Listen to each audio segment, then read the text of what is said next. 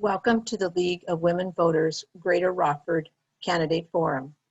I am Joy Jordan, member of the Rockford chapter and the moderator for today's forum. The League encourages informed and active participation in government and works to influence public policy through education and advocacy. The League is a nonpartisan volunteer organization that neither supports nor opposes candidates for elected office. Our goal today is to provide a virtual forum that gives the candidates an opportunity to share with you their positions on key topics. The views expressed by these candidates are their own, not the views of the League. The questions asked today have been previously submitted and reviewed for clarity and appropriateness to the forum today. This is not a debate. There is no rebuttal. The candidates will be presenting a 2-minute opening statement, given 2 minutes to respond to questions, and a 2-minute closing statement. The opening statements will be by alphabetical order, closing reverse alphabetical order. The responses of the candidates are being timed, and they will receive notice of 30 seconds left on their response time and must stop after completing their sentence when their time has expired. This session is being recorded. It is copyrighted by and the property of the League of Women Voters Greater Rockford. Candidates, at this time, please unmute your microphone and start your video.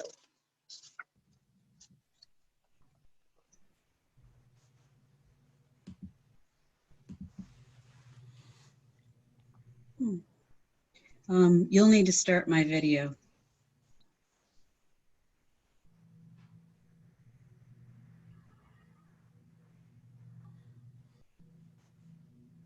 There we go, good. Candidates participating in this forum today are seeking election to the office of Representative, General Assembly, 67th District. They are Kathleen Johansson and Maurice West. We will begin with the opening statements, first by Kathleen Johansson, followed by Maurice West. Each candidate will have 2 minutes to provide their comments. Ms. Hanson, you may begin your opening statements at this time. Yes, ma'am. Well, first, I would like to thank the League of Women Voters for this opportunity to tell you what I stand for.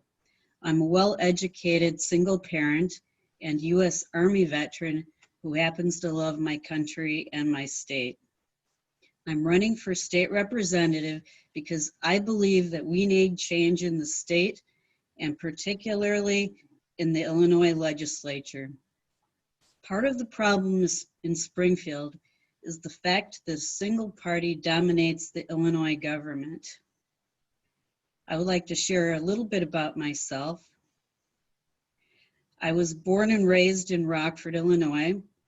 I'm a U.S. Army honorable veteran and an American Legion member.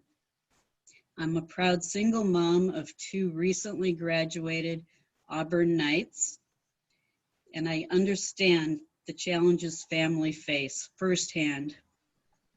I graduated from East High School, Rock Valley College, Kishwaukee College, and DeVry University with high honors in technical management, manufacturing engineering, and horticulture. I have degrees from each of those.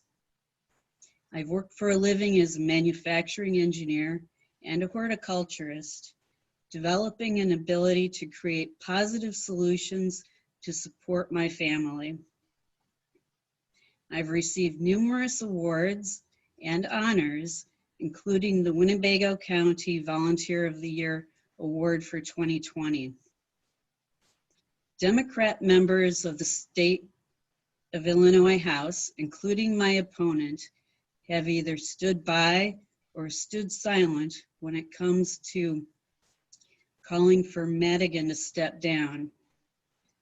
That type of power and disinterest in dealing with corruption are the perfect storm of the type of corruption and arrogance that we have seen. Thank you for your opening comments. Mr. West, your opening comments, please. All right, well, I want to first thank the League of Women Voters for putting together this event. To you, Joy, thank you for being the moderator. I'm so excited to be here. My name is Maurice West. I am the current state representative of the 67th District, and it's a position that I am so honored to hold. I love the people of this district more than this seat, and it's my hope that I can, during this campaign season, express to the voters how I've done that. Just a little bit about me. I'm from Rockford. I'm a product of the Rockford Public Schools. I'm a proud Jayhawk. I graduated from Jefferson High School. But then I went on to get my psychology and sociology degree from Illinois College in Jacksonville, Illinois, and then my master's in industrial and organizational psychology from the Chicago School of Professional Psychology. I then came back to Rockford right soon thereafter, graduated with my master's in '09, found myself starting back in Rockford working at Famous Dave's because it was when the economy tanked.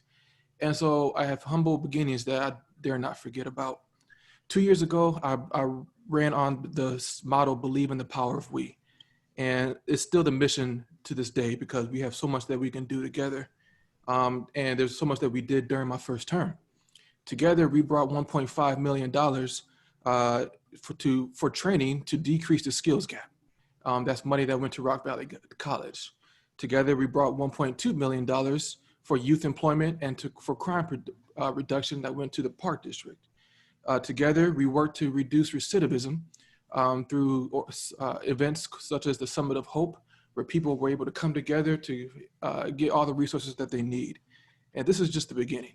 And I'm looking forward to bringing forth other resources, other opportunities for our community, other things that we can do together. It's not about me. It's not about what I can do. It's about me collaborating with all of you to make this a better district, a better state. Thank you. Thank you for your comments. We will now shift gears a bit and begin some questions. And some of these questions will cover some of the topics that you've already alluded to in some of your opening statements. So you'll have an opportunity to speak to them in a little more detail. The first question. The 67th Assembly District has different priority needs than other districts. Please identify your top 3 issues that you will put together a plan to solve in the first few months if you are elected to this office. If you can, include some of the details of the plan that's at the top of your lists. Ms. Hanson, we'll start with you, please. All right. We already pay the highest property taxes in the U.S. And within the last decade, we've had the 2 highest tax raises in history with a family burden of nearly 2 times the national average. People here are fleeing Illinois. We need to do something to stop that, to encourage people to come back. By doing that, we need to encourage businesses to come back. And with that, we can have better jobs. If we can address education to help students to have the opportunities and the teachers they need to help teach the students, such as those with EIPs, Illinois Education Plans, then we can help them know that they can achieve anything they want. And if we can change the culture so students know they have opportunities, and even single parents, so they know they have opportunities to do better, we can help them do better, and that will encourage businesses to return. Thank you for your comments. Mr. West, your comments, please. All right. Well, as you mentioned, the 67th District has different needs from others, and I'm excited and proud to represent the most diverse district in the Northern Illinois region. One of the things that I want to expound on and continue are the things that we started in my first term. For example, it's well and good that $1.5 million was brought to our district to decrease the skills gap, but it needs to come every time. It needs to come every year. And because it's a continual basis of people needing to find short-term training plans that helps them to get livable wages. And that's how we bring jobs to our district. We don't have a lot of jobs look at our area and they see that our skills gap is wide. We have too many people without high school diplomas or GEDs. We need to focus on that. That if we focus on that, we could increase our tax base, which will help us to remodel the way we do property taxes, and to help us to decrease the property tax burden on our Illinois residents. I'm a proponent of flanking our issues rather than trying to tackle them head on, because that's what we've been trying to do for decades and it hasn't worked. And so that's one. Another one is to keep the resources coming to help reduce recidivism. I plan on working on a statewide deferred prosecution program. And what that means is giving opportunities for those non-violent offenders to have a second chance program so that they won't have a record have a history on their record so that they can find jobs. Too many times I've heard of great people in their 40s, 50s, 60s who found it hard to find a job because of things that they did when they were in their teens. We all have had opportunities when we were younger doing crazy things that we are not too proud of. Well, this is to help people make amends, restore themselves so that they can become model citizens and tax-paying citizens at the same time. Thank you for your comments, both of you. The second question. Healthcare insurance costs are prohibitive for some families. Accessibility of healthcare is an ongoing concern, especially for immigrants. Drug prices skyrocketing. What plan do you have for legislation that will address cost, accessibility, and the cost of drugs that is possible and practical in Illinois? Mr. West, your comments? Yes, thank you for that question. Well, there's been a legislation from this past term, or past year, to reduce prescription drug prices in Illinois, and I'm proud to either vote for it or I'm waiting for it to get to the House so that we could vote for it. But I like to focus what's been going on as of late here in the city of Rockford. As you know, we have a hospital that has two locations, one on the west side, one on the far east side. And one thing that's been in the back of a lot of our heads is, will they close down the west side campus? That river that separates our city right down the middle is a beautiful river, but it's, you might as well call it the railroad tracks. It makes it east side versus west side. And I'm all about excellence for everyone, everywhere for everyone. And so that's why I've been working diligently to ensure that funding comes to that particular hospital to keep Rockton open. More importantly, I'm working with the Department of Health and Family Services on legislation to ensure that hospitals who desire to be safety net hospitals aren't able to decrease accessibility as quick as we've seen in the past couple of months. Medicaid is gravely important to a lot of people in my district. And so we need to ensure that it's accessible to everyone, even if they're living on the west or south side of Rockford. Thank you very much for your comments. Ms. Hanson, your comments, please, on this question. Yes, ma'am. I think we're pretty much on the same page with this. Prescription drugs is a distinct issue, and I know that our president is currently negotiating with other countries and changing the laws to decrease the middleman so that our citizens can buy directly from manufacturers, which will save them huge amounts in prescription drugs. And I'm also glad that we now have a law that pharmacies are able to tell people when there is a less expensive drug that they could use instead of the more expensive one that perhaps their doctor recommended. We do have a mental health void in our community we must address, so there may be enough services for all in need. It's very much a shame that we lost Singer Zone Center and other places, and we must do something. We must get grant money allocated for Rockford, not just for Chicago, but for Rockford, so that we can bring those places back. We have so many people in need of mental health care.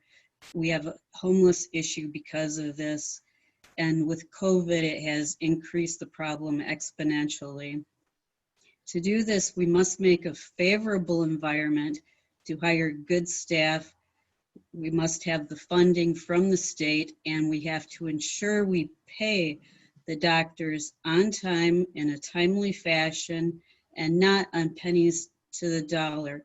It's so difficult for people on Medicaid and Medicare to find good doctors just because the doctors aren't willing anymore, hardly of any of them, to take patients because they're afraid they won't get paid and they need to stay in business. Many of my own doctors have left the state because of this. So we're left with the doctors that maybe aren't so good. Maybe they are here because they're very dedicated. Hopefully that's the case. Thank you for your comments. Mhm. Third question. The Illinois League of Women Voters has taken a position to support the proposed amendment of Section 3 of Article 9 of the Illinois Constitution, so-called fair tax. Do you support this amendment to the Constitution, or do you not support this amendment to the Constitution, and why? Ms. Hanson, we'll start with your comments. Sure. First of all, I do not support the progressive tax. There are many reasons. Some of the wording was taken out of it before it was put on the ballot. It's not going to be, it's going to be a free-for-all pretty much. There will be an open door to new local income taxes, which is bad for everybody here. We may get taxed on the same dollar 3 times. That's a horrible thing. It's anything goes, really. There are no limits. The last state to do this was Connecticut in the 1990s, and they have seen a terrible increase in their taxes. Every state almost that has done this has turned around and taxed people. It makes businesses leave. Over 100,000 businesses are threatened by this tax. We may lose 56,000 jobs doing it. It will only save the poorer people, maybe enough to go to McDonald's for one visit. Other than that, I don't believe that it's a good idea right now, especially with the recession going on for coronavirus. Businesses and people are having such a hard time keeping above water right now. Even Obama said you should never tax people when there's a recession. You should leave it alone during a recession. And if we want to do this, I think we should wait and not put it on this ballot. It must wait until our state is in a more favorable set of circumstances. We need to address spending so we can make structural improvements to the state spending. Our budget has increased every year with no decreases. This has to stop. I think for a couple of years, we'd be wise to focus on need things, not want things. Thank you. Mm-hmm. Mr. West, your comments on this question? All right, well, that's a good question, and thank you for it. I do support the fair tax, and I would love to just explain briefly why. First off, before I give you 3 reasons to why I voted for this bill, the first thing I wanted to share with you is why is it called the fair tax? Well, as of right now, within the flat tax system, the bottom 20% pays 14.7% of their taxes from their money. The top 1% only pays 7%. That's not fair. And so this fair tax makes things more equal. So there's 3 reasons why I voted for this bill. 1, the choice is yours. Coming up in 25 days, November 3rd, you're able to vote on whether or not Illinois has the fair tax. It's on the ballot for you to choose, not for the legislation or legislatures, but for you. And so that's why one reason why I voted for it. Number 2, it said that 97% of Illinois residents will either stay the same or see a decrease in their tax liability. Well, here in Winnebago County, that number is 98.89%, not 97. It's higher. And so that's another reason why I voted for it. Lastly, if you make $250,000 or less, you will have a reduction in your taxes. It will be less than 4.95%. If you make $500,000, you'll be consistent with our neighboring states, Wisconsin, Missouri, Indiana, Iowa. And if you make more than that, $750,000 or more, you will see an increase. And it's only fair that that happens. Now, yes, we do have a spending issue, and even now with COVID, we have a budget deficit issue. Well, the revenue that can come with this fair tax is what I'm going to be proposing to the governor's administration that we use to help get people out from underwater from COVID. But I'm hoping that we could talk about that further. Thanks. Thank you. Thank you for your comments. Next question. Governor Pritzker announced this week a 7-point plan to revise the judicial system. One of his points was to increase police accountability and transparency for police officers and police departments. Do you agree with Governor Pritzker's plan or not? And how do you see this plan implemented in our community? If you do not agree, do you have an alternative plan in mind?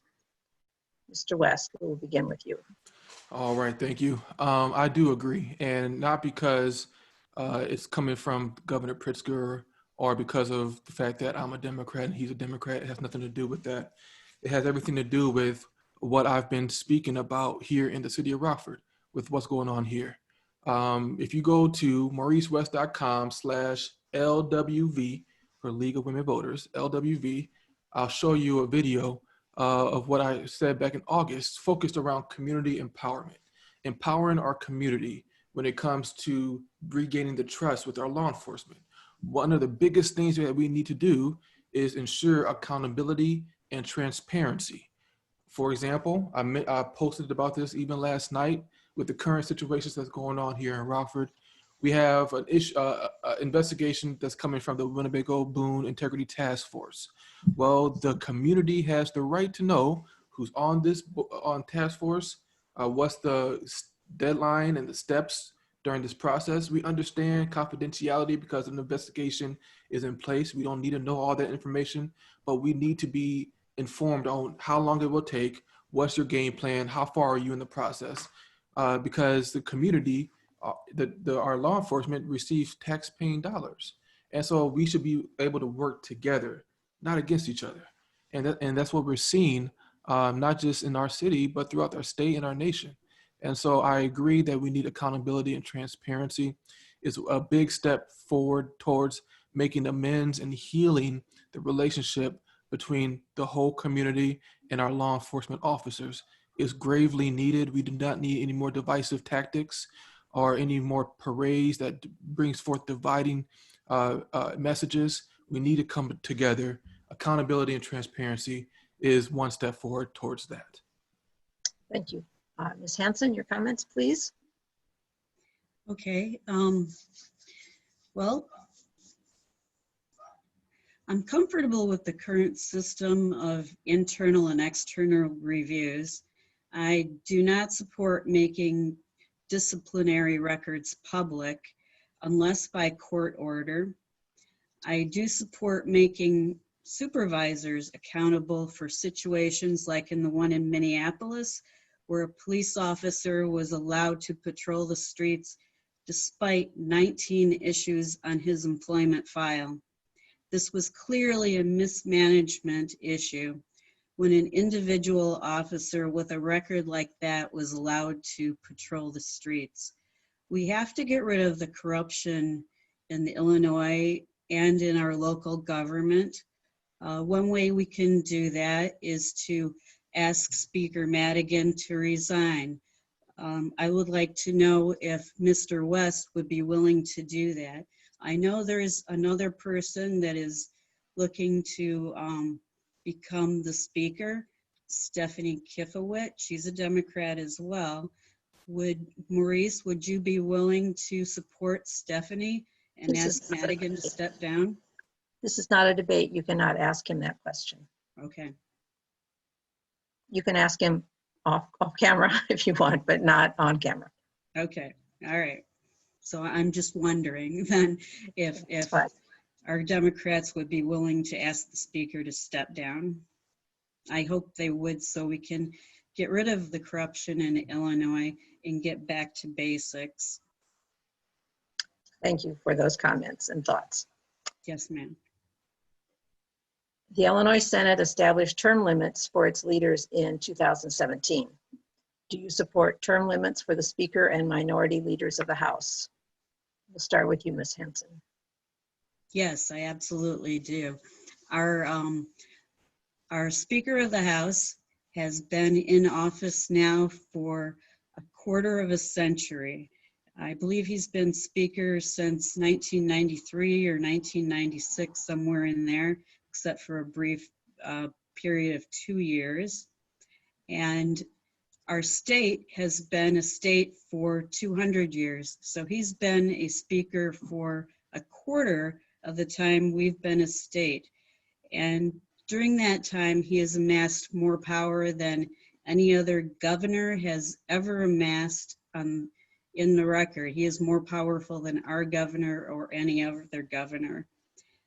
Because of this, it's an easy opening for corruption to occur. And in fact, he is being indicted for corruption or investigated for corruption, as well as the people from Commonwealth Edison who just had to pay over $250 million because of what is going on in our state. There are some good people that have been there for many, many years. I would hate to get rid of them, but we do need to address the whole problem with term limits. Thank you for your comments. Mr. West, your comments, please. Thank you, Joy, and that's a very good question. That question is partnered solely with ethic reform. And I am a co-sponsor of a bill that is a Republican bill that asks for term limits. I proudly put my name on that bill because I solely believe that there needs to be term limits for leadership. Matter of fact, a lot of the ethics reform bills that has come through the General Assembly as of late, if you recall, members of the Democratic Party had a press conference bringing light to a lot of ethics reform bills after everything that happened with ComEd and Madigan. I did not join those bills. You know why? Because I'm on the Republican bills. I proudly put my name on the Republican bills that says the same exact thing. Why do we need our own? The Republicans are doing it themselves. I've been on press conferences in front of the camera, being the lone Democrat with Republican colleagues asking for ethics reform, calling Madigan and Pritzker to bring forth ethic reform legislation in the here and now during session before the coronavirus became really prevalent. And so I'm not afraid to do that. I'm not afraid to go across the aisle and go contrary to what others may think that I should be doing as a Democrat. It's not about partisan politics. It's about the people of Illinois. So yes, we need term limits on our leaderships, and we need it as soon as possible. Thank you very much, both of you, for those comments. Last question.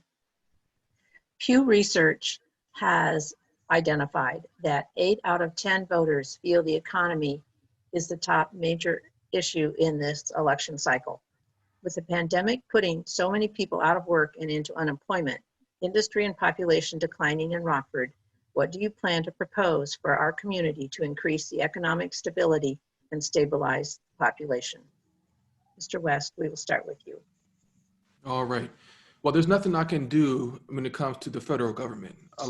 Majority of our states, all of our states, are looking for a stimulus package that will be provided by the federal government. That's not my role, and so I'm going to focus on the state.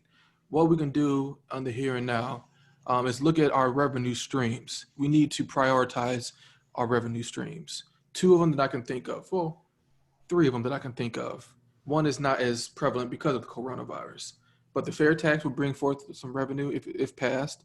And I want to work with the governor's administration to ensure that a large portion of that revenue is focused on helping municipalities and the state of Illinois to get away from the budget deficit from COVID-19.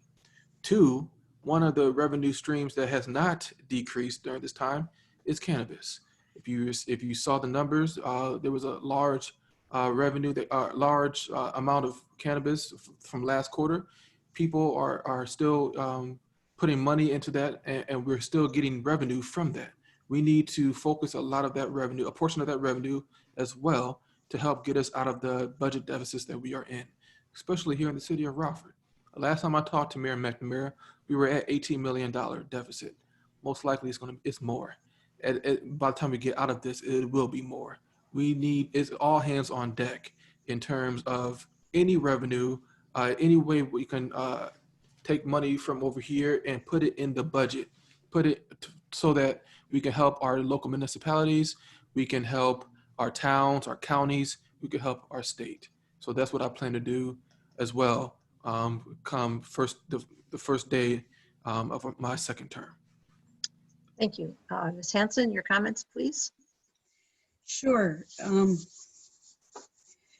Well, we need to have a more aggressive effort to reopen our economy.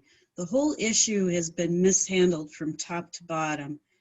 The science has been nowhere near established, and it has led to decisions being made that are causing even more problems. We cannot ask businesses to just shut down, and restaurants cannot survive with 25% occupancy. Structural reform should be considered instead of the progressive tax. It's not true at all that it won't harm the state's economy. During a recession is the very, very worst time to do a progressive tax. The vast body of peer-reviewed literature shows that tax hikes and the progressive reform actually will hurt the economy. We need to bring businesses back and provide a more favorable environment, and that's what we can do. Thank you. That ends our segment on questions. And so now we will move into your closing comments. When we started, Ms. Hanson, you started off with your closing comments, but now we will do reverse alphabetical order. So we will start with Mr. West, and you have 2 minutes to address any topic that's on your mind in your closing comments. All right. Well, Joy, thank you so much for moderating this event. To the League of Women Voters, once again, thank you for this opportunity. You are well respected, not just through our city, but through our nation. And so thank you for all that you do. At the end of the day, a lot of us understand that we may not have the same ideologies when it comes to politics, but one thing that I strive for is that though my ideas may not mesh with a lot of people in my district, the fact that I represent you, it does not go unwavered. If you call, I answer. My office will help, no matter if you voted for me or you did not.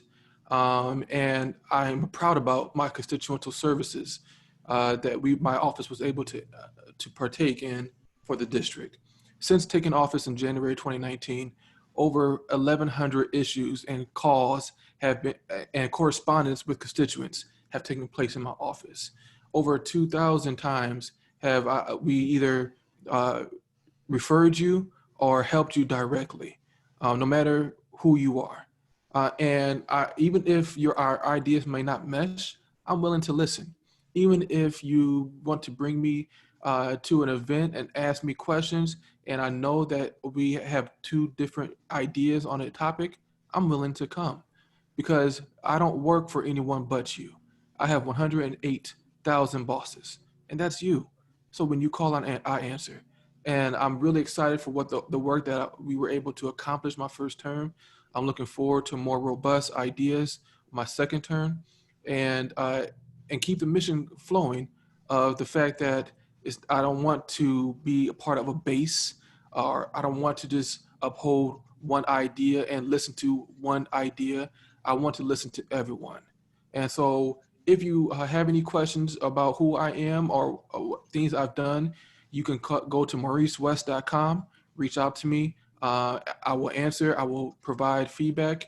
You can even go to mauricewest.com/virtual forum, because every week I'm doing this. I'm on Facebook Live talking to the voters.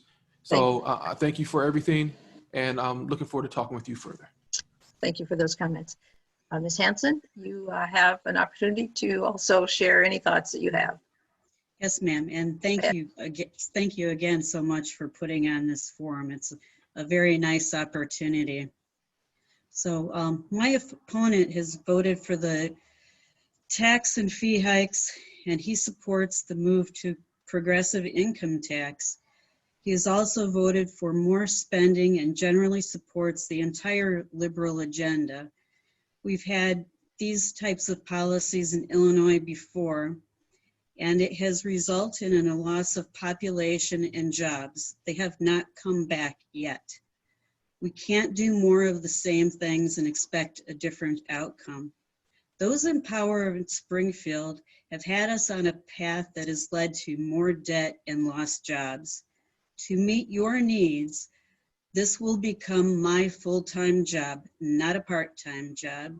Like in the days of Zeke Georgie, I will have an open door policy so I may be accessible to the people who need my help the most.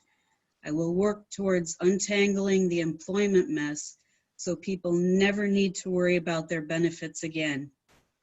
I will advocate to help the needy people to get LIHEAP, circuit breaker, and other benefits they need. I will work to make the business environment favorable so meaningful jobs are welcomed in Rockford. We need to call out Speaker Madigan now for the corruption in Springfield. We have a mental health void in our community we must address, so there must be enough services for all of those in need. To do this, we must make a favorable environment to attract good staff, funding, and ensure we pay our citizens' medical bills on time so they are not turned away by good doctors. If the people of the 67th want change, I will bring that message to Springfield. I will work for Rockford, not for Chicago. Thank you. Thank you for your comments. Both of you, thank you for your closing comments. Thank you for participating today in our forum. This forum was brought to you by the League of Women Voters of Greater Rockford. Please exercise your right to vote on or before November 3rd. Thank you and have a good rest of your day. Thank you so much. Thank you.